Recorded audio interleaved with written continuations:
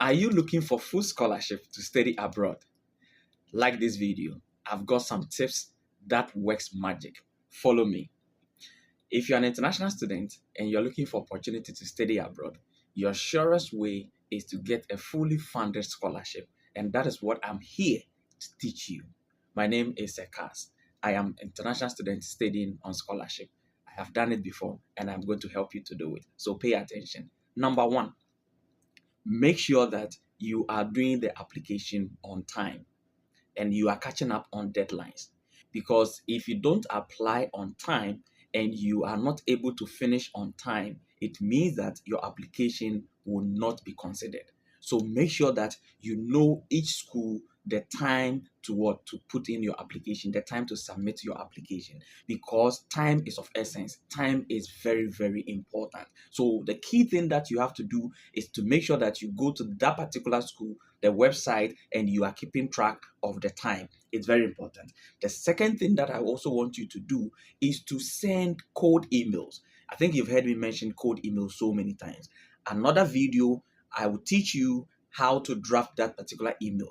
But with this specific email that I want you to do is to send it to the graduate coordinators or program coordinators or some professors in the department that you are applying to, whom you think their research interests or their activities align with what you also want to do. It's very important. So you would have to learn how to send email.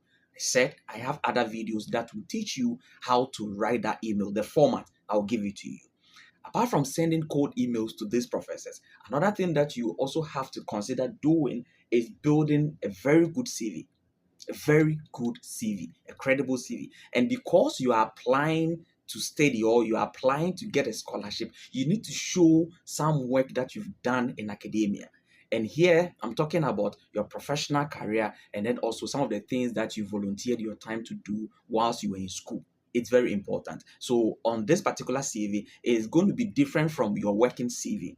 This will be an academic CV and you would have to find an innovative way of crafting it. I mean, your research, some of the research that you did whilst you were in school, you would have to highlight them. And then also some of the volunteer activities that you did, you also have to highlight them. If you're an SRC president or SRC executive, put it there. If you also happen to be maybe a hall president or a hostel leader, anything that you did about student activity or that brought you to the point that you had some interaction or any leadership role that you played, please make sure that you bring all these things. I was able to highlight some of the trips, the academic trip that I did whilst I was in school, some of the leadership position that I took and all those kind of things. So it's very important that you highlight all these things on your CV, because don't forget that the scholarship that you are applying for, they need to see what you have done. You need to give them some assurance. You need to give them some form of like credibility. They need to see what you have done in the past before they can give you that money. So you will have to show working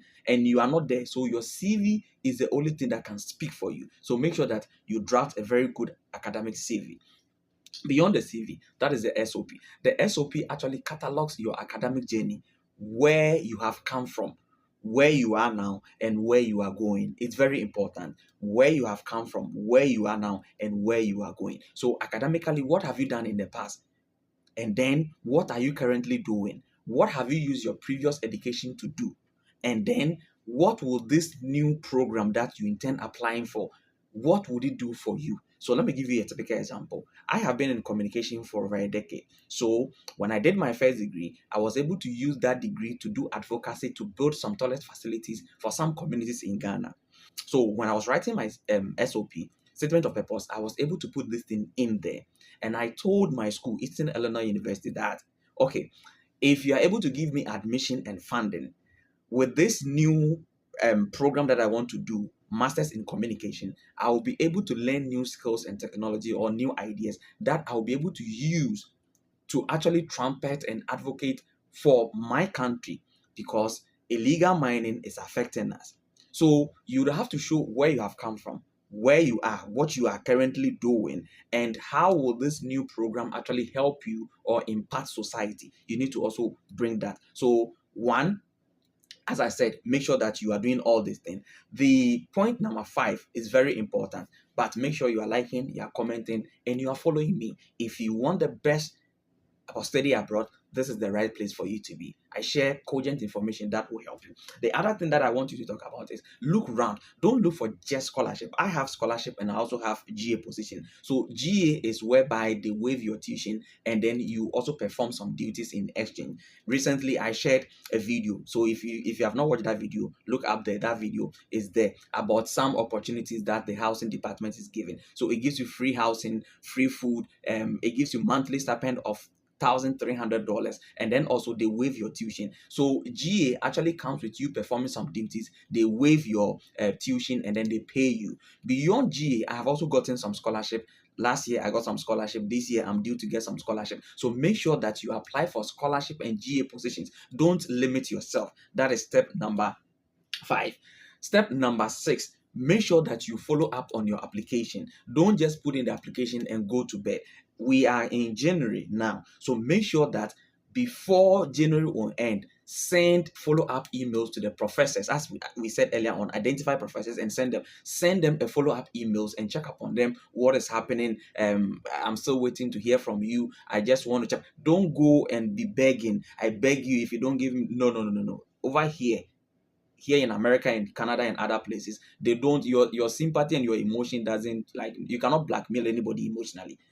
Come with some competence, show that you have something, come with some skills, come with some ideas, come with some practicable things that you can do. Demonstrate all these things to them. That is what they are looking for. They are looking for people who can teach. They are looking for people who can be research assistant. They are looking for people who can be administrative assistant. And if you have any of these leadership skills, make sure that you put it in. My name is Kaas.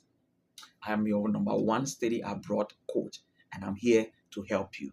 We've mentioned 6 tips that will help you. It works magic. If you want to study abroad, these 6 tips will help you. Number 1, we said that make sure you are working within time. And then number 2, we also said email professors. Number 3, we said that build your CV. Number 4, we said that make sure your SOP is standing out. Number 5, we also mentioned that look around. Don't limit yourself. Open yourself to other opportunities. Number 6, we said that do follow up. Follow up with professors and ask them what is happening.